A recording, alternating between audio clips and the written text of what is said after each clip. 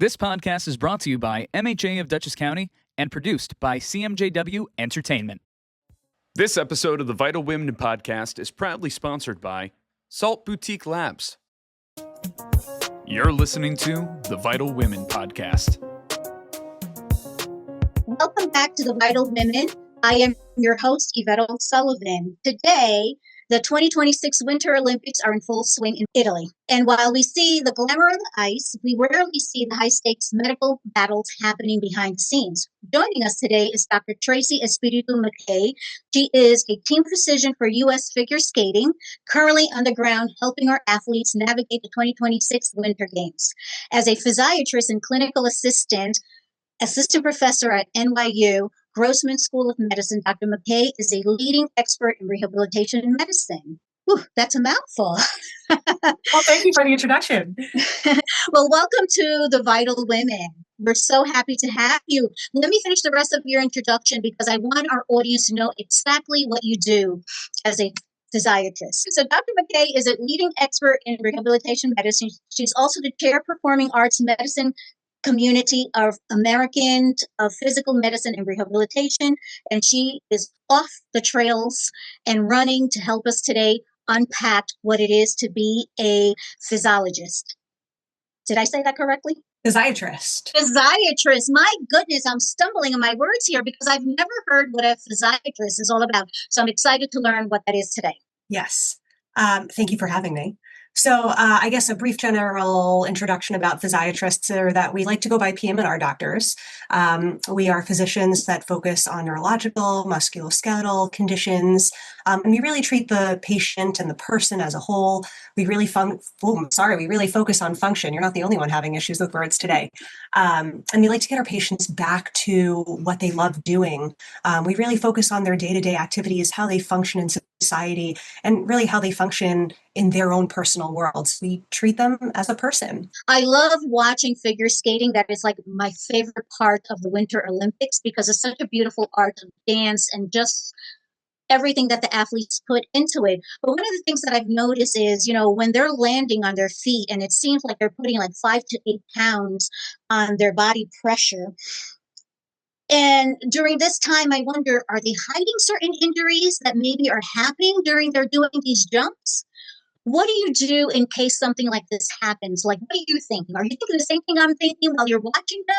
I mean, sometimes they actually are hiding injuries, and they're often pushing through these injuries because they have to. It's the physician's role to really determine if continuing to skate through these injuries is safe to do. But the vast majority of the injuries that these skaters, well, I'm going to talk about figure skating since I care for them predominantly, they are not necessarily trauma related. They're usually due to overuse. So, they've got their full body weight landing on these knives on their feet. The surface area is so incredibly small. So they're often getting, overuse injuries, stress fractures in their feet, in their legs. And if they're not caring for them adequately, they can really lead to some awful injuries down the line. So to answer your question, yes, sometimes they are hiding some injuries, but most often if it hurts too much to skate, they're just often smart enough to stop. Yeah. So what does the overtraining look like necessarily? And when do you have to step in to have that kind of intervention? You have to be really attuned to what these skaters are going through, and the physicians and the athletic trainers and the physical therapists are not on the ice with them day to day. Usually it's really the coaches that are frontline. So some of the earliest signs are fatigue, an inability to recover, kind of just not performing at the level that they're used to. And then later on, it's just an inability to recover. So it's usually due to imbalance where they are training repeatedly, more than they should. They're not getting enough rest. They're not getting the nutrition they need. It's usually just a really poor imbalance of kind of what they're doing day in and day out. So how do they handle that recovery period? Let's say when they're traveling and they went from the Netherlands to Italy within 48 hours, how do they recuperate so quickly to perform? That's tough. Thankfully, the skaters that were in the Netherlands did not travel to Milan. They like to delegate which skaters go to each competition because we keep this in mind. We want to make sure that our skaters are healthy and not fatigued and not at risk of really hurting themselves. So But in that being said, there are always competitions back to back that sometimes they have to be at. We encourage our skaters to think about what they're doing day to day. If they skated heavy one day, maybe take a rest day. Or if they don't entirely want to rest, maybe do some weight training or light yoga, just some maybe stretching exercises that keep them limber. But really, part of what we encourage is cross training so that they're not overusing certain muscle groups that they might use when they're skating on the ice all the time. One thing that I was just going to ask was, I was just curious how you got involved specifically with the figure skating team and how long you've been doing it necessarily, because obviously this has been a big year as it is. We already have one medal. We have, I'm probably going to butcher the name, Ilya Melanin, who got, I believe, gold, right? So that's fantastic. This is a big year, but what did it look like before this year for you? How'd you get started in this? So actually, my background is predominantly in treating Broadway performers and performing artists. Really? So it was a nice segue to kind of get me to treating athletes who perform musically and artistically on the ice. I did cover some regional events in the New York City area for our local skating club, and I applied. I sent in my CV, much like any other job application. They reviewed it, and thankfully they said with my experience with artists and performing artists, it really kind of appealed to the U.S. figure skating team. So this is actually my first year working with them internationally, and more on the broader stage, the world stage, I guess. And it's really been incredible. It's been an awesome experience so far. What would you say are the similarities between the dancers and the skaters when it comes to the training and the ways that you have to take care of each one of them? Actually, it's very similar. So like I said before, a lot of their injuries are mostly overuse rather than trauma. I mean, the difference is, of course, you've got knives on your feet. There are other skaters around you. There are collisions. The treatment is a little bit different and how they acquire some of their injuries. But again, for the performing artists, for the skaters, it's all about cross-training. For all of the athletes, in fact, whether you're in Winter Olympics, Summer Olympics, you want to make sure that these athletes are doing activities that are more than just their usual sport, because overuse and fatigue is a real thing. Without a doubt. I was just speaking with not figure skaters, speed skater, Clayton DeClementi, who he's been doing the 1,000 meter and 15 meter. And we were talking in that discussion. He was saying that they have to do a lot of hiking. They have to do a lot of biking. They do a lot of cross training that way. Thank you for answering my questions. Yvette, I'll throw it back to you. I know I swooped in real quick. No, you did, but it goes along the line of what I want to ask the doctor, because when a skater injures themselves, and how do you react? How do you make the decision to let them continue with their practice or skating without deciding and calling them off the ice? So this is a tricky question, because if you look at Lindsey Vonn, right, she tore her ACL prior to, well, I think she tore ACL, last week, just a few days ago? Yeah, no, it was just recently. Yes. And then she came down the mountain and injured herself in a different way. If I'm hearing correctly, it sounds like her team physicians had actually warned her that if she were to ski and compete, there's a high likelihood that she would injure herself. But we can make the recommendations to our athletes on what we think is appropriate and when we think they're putting themselves at risk, but they make the decisions for themselves, right? This is something that they have dreamed of their entire lives. This is what they work up towards. It's really up to them if they feel like they're up for it and they're ready to deal with the consequences of their decisions. We will support them in the best way that we can, but we offer our medical advice and we tell them what we think the risks are. If I feel like my athlete or my performer is going to truly injure themselves, I will tell them, but I don't think it's my place to explicitly hold them from anything, unless I think it's going to risk their life, but very rarely do we get into, thankfully, positions like that, or situations rather like that.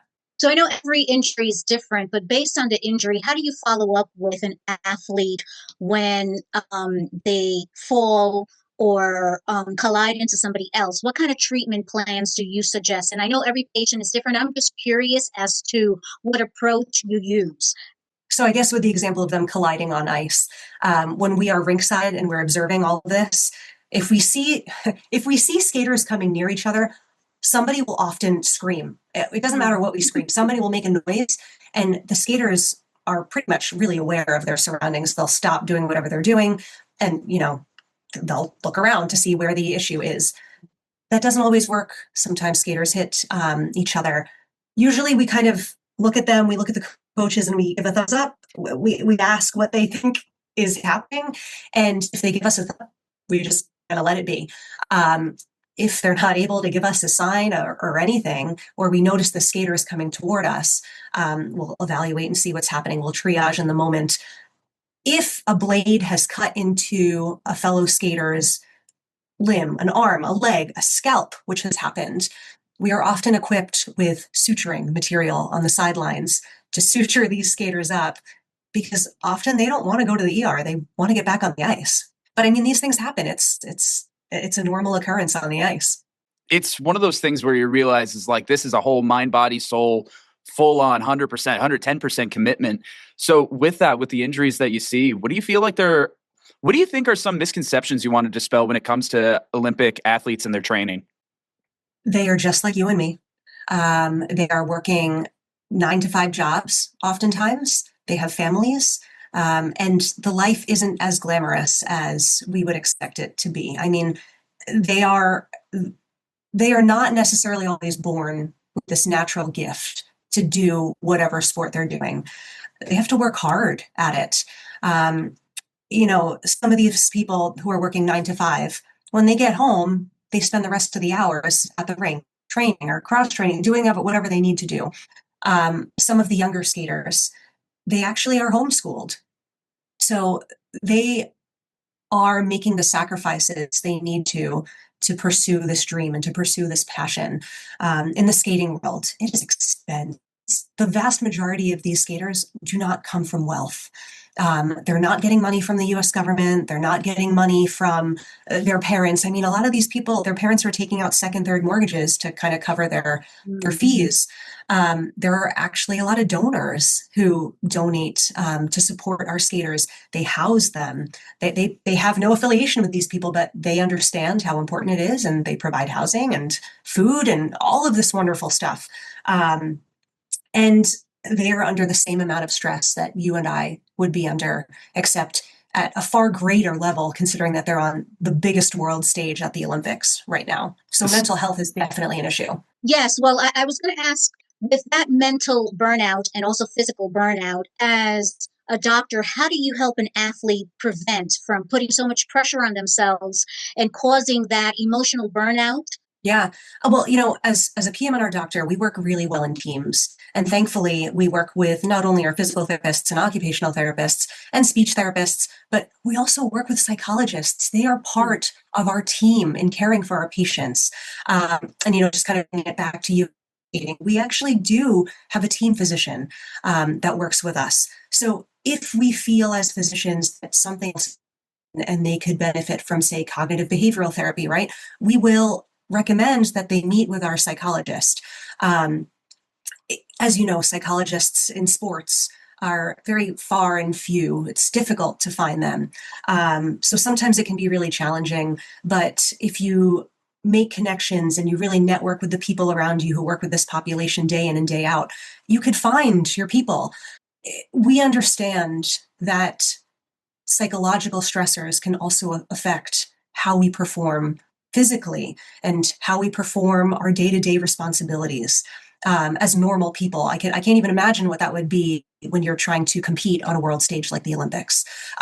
So to answer your question about how we care for them, we understand the importance of psychologists, them being on our team and making sure that they are fully acknowledged in every facet of their life.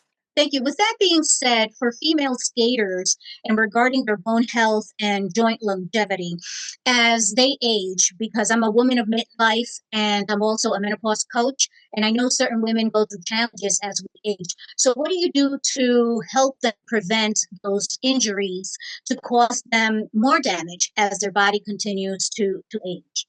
A tough balance, right? Because a lot of the women who typically get diagnosed with things like osteoporosis and bone weakening are often biologically, they tend to be more petite, but they're very slender. They're automatically at risk. They're more prone to developing osteoporosis. Changes in hormonal patterns obviously will make women prone to weaker bones. What we usually recommend is adding some resistance training and weight training, preferably earlier on. If you're 50 and you're just starting to exercise, add the weight training, add resistance training.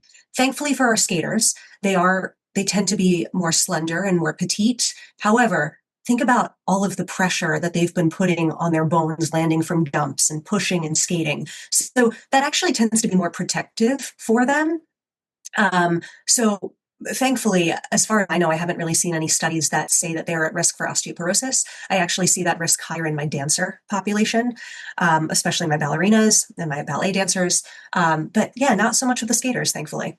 How do you treat patients differently than, say, a sports surgeon in long term?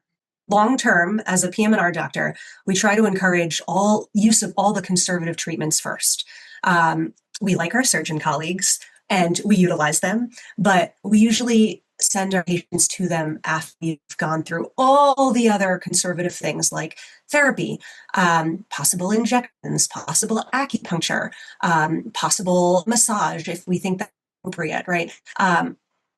There are so many other treatments out there, and we would prefer for all of our patients, whether athletes or not, to see us prior to seeing a surgeon, because you might not really need surgery. You could probably get by doing some other stuff first. I asked that question because about 2 months ago, I was involved in a car accident and I suffered an injury to my upper shoulder. And my physician spoke to me about injections to relax the muscle and to remove the pain. And I was cautious. And I said, let me think about that. So can you tell us, for example, when a patient uses injection, what is the course of treatment to help that injury that you have acquired? Like, how does it help the injury? How does it help the injury? Yes, thank you. There are lots of different injections out there. The most common that people use are steroid injections or cortisone injections. I like to tell my patients that steroid injections will not heal anything. The idea is that it will just calm the inflammation down. There are multiple studies out there for things like PRP, which is an orthobiologic injection. And that's kind of, you take your own blood out of your arm, it gets spun in a centrifuge, and we re-inject your own healing growth factors back into your shoulder. It's not viable in all parts of the body, but for the shoulder, it's great.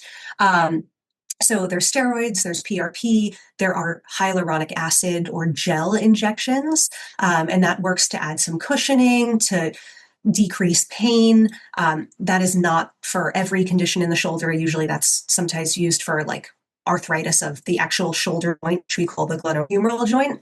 So it really varies kind of based on where your injury is, but oftentimes steroid injections, which is kind of the first line go-to for pain relief, is strictly just for pain. So on that note, I want to ask you, doctor, so what is one Olympic level recovery habit every day the active woman should adopt to protect her body as she ages? What should they bring into their habits as they recuperate, as they go through certain injuries? Because sometimes people, are working out on a daily basis, but they don't give enough time, like you mentioned, for their body to recuperate.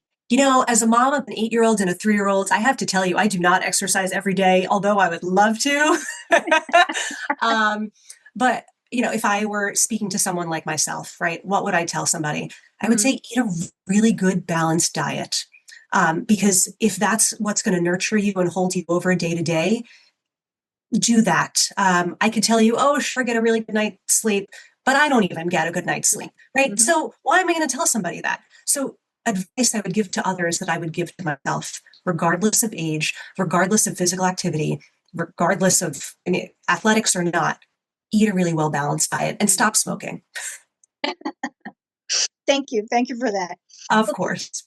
Soon we're going to come to the end of our interview. Connor, do you have something that you would like to share with the doctor? Sure. I guess the next thing that I would possibly think of would have been some really incredible moments that have really stuck with you that you like to share. Any moment that like really stands out. It's like, wow, I'm doing something really cool here.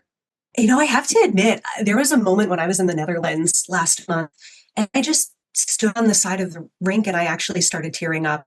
I grew up figure skating. I was not as good as these skaters by any means. I was actually pretty bad, but I skated. I have experience. I know what they're doing. It's really incredible to see things on television and be amazed at what they do, but then to see it up front like in person and seeing how fast they're going and really how incredible these athletes are.